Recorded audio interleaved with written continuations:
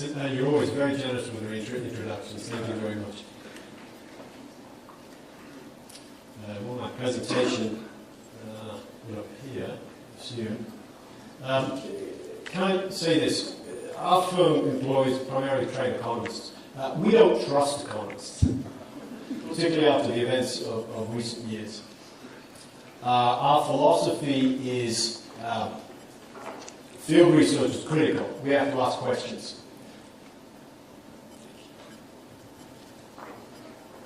Our philosophy is we have to work hand in hand with our partners, that could be corporates or financial firms, on their market entry strategies. We also put money at risk.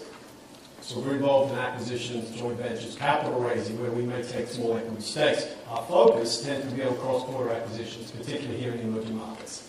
I say that by way of explaining that much of the views that follow is based on that philosophy. We don't trust economists. And again, that explains our philosophy. What I'll also say is that we also believe that the world is a complex place, an increasingly complex place, and can no longer be explained by simple models. And I think that describes some of the challenges in the sourcing industry in particular. It used to be the case that you could simply relocate a factory to China and sell your goods back to Europe and the United States, and that's not the case anymore. We're rightly asking questions whether China is the cheapest place to produce. We're beginning to discover that our markets may not be in Europe and the United States, they might actually be closer to home. And so your business is more difficult, in my view, than it ever has been, and captures many of the themes at the heart of global economic change today. So these are some of the questions that keep us awake, they keep our clients awake.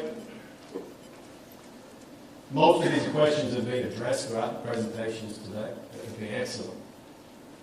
Let me walk through some of the key points. Economists and CEOs are big fans of this chart. They say this. The chart shows you GDP per capita in China compared to Japan and Korea during their own rapid growth phases.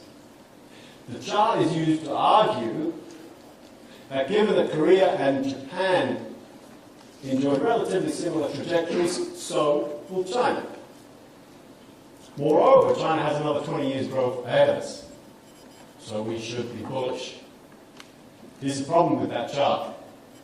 Those three circles indicate the median age. In China, Japan, Korea, when GDP per capita was at $7,000 US. That's where China is today.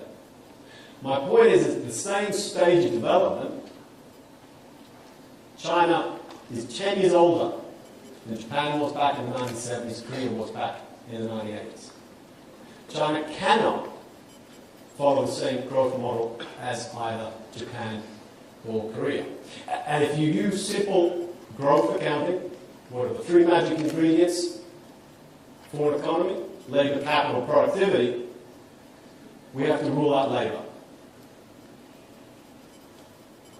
United Nations, the Demographics Projections Institute estimates China's youth population, aged between 15 and 30 years of age, will decline by 40 million people over the next 10 years.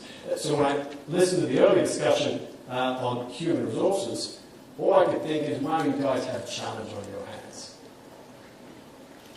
It's not just enough to attract labor, but the available labor pool is shrinking by 40 million people during that period because of the introduction of the one-child policy back in the late 1970s. The upshot of that, here's a small secret. If anyone asks you, are you bullish or bearish on China's long-term growth? Here's how you can answer it. China can't rely on labor the same way as Japan and Korea did. It can't rely on capital at the same rate it has been, because while much of that capital spending has been useful, it's taking place at too fast a rate. So the question we have to ask ourselves is, do you believe China can achieve productivity gains in excess of Korea and Japan over the last 20 years? If the answer is no, then you're bearish. These points have been made consistently today. Again, that is China's average age versus some of its major competitors. You can see China 35, a good 10 years or more older than many of its competitors. A quick factoid, anyone know what the median age here is in Hong Kong? 41. Real party town, huh? This is one of my favourite pictures. It was taken, I took this just outside of the factory in Dongguan. The billboard behind those three individuals advertises jobs ordered. This is probably very familiar to you. The wage is advertised at the top. Below that, there is a list of benefits. Annual leave, Chinese New Year leave, maternity leave, sickness leave, bonuses for simply returning after the Chinese New Year, bonuses for attracting new workers. So while a lot of economists in particular tend to focus on wages, where we're seeing the biggest increase in labour cost is in benefits. And that's not limited to just your industry, the manufacturing sector. We have very deep contacts into the hotel sector.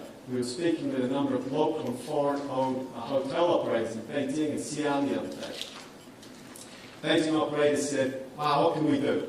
We just cannot attract labour anymore. The worst of it is we get inland graduates coming to work for us. And once they build up their resume, bam, they're back to an inland run or an inland located hotel where they become manager. What can we do? Those inland hotel operators are stealing our staff. So I asked the same question to the hotel operators in Xi'an. And they said, oh, come on, we have the same problem. We can't keep our staff from private sector companies in inland regions. No one, particularly the youth generation, no one wants to clean hotels for 12 hours a day anymore. So these labour shortages are consistent across the sector and across the country. And that is a challenge for those of us who do want to move factories inland. I think I've heard it mentioned a few times now in conversations I've been having, and that is that labour prices in the inland regions is not always as cheap as you think. You may be locating yourself closer to your available labour pool, particularly potential or former migrants who may have once worked in the coastal provinces. But that doesn't overlook the fact that the labour pool is contracting, particularly that youth demographic. Okay, so how do we respond to that? Can we replace labour with capital? Can we replace people with robots? By robots, they don't have to be particularly sophisticated. It could be this simple welding machine.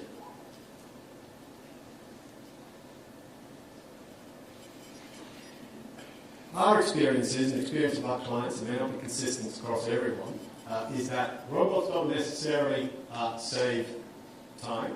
They don't necessarily save cost. Where they do save money is in particular in quality assurance. The ability to download data from a labour to understand what your weld looks like is one way for manufacturers to guarantee their quality assurance. It's another way to prevent wastage, or at least to be able to produce goods at a level that are within the tolerance of your buyers. So the attractions to replacing people with robots are there, but they're not always compelling to our manufacturers because they don't tick off all three boxes. The other challenge for our manufacturers is how do they fund the acquisition of capital? This chart shows you the share of medium and long-term lending by state banks as a share of total lending. Okay, so medium-term loans account for an increasing share of total loans over the last decade. You guarantee this money is not being lent to the private sector, it is definitely not being lent to SMEs. What that is consistent with is an economy that is increasingly heavy industrial-led, whether the auto or the construction sector, an economy that responds through to policy stimulus by state banks lending to state-owned companies. We have seen the rapid growth of the shadow banking sector over the last few years. We've spoken with a number of shadow banks in Dongguan, Guangzhou. I can also guarantee you they are not lending to the private sector. They are not lending to SMEs. At rates of up to 5 percentage points a month, no one can fund capital equipment at that rate. Most of that money is going into the property sector.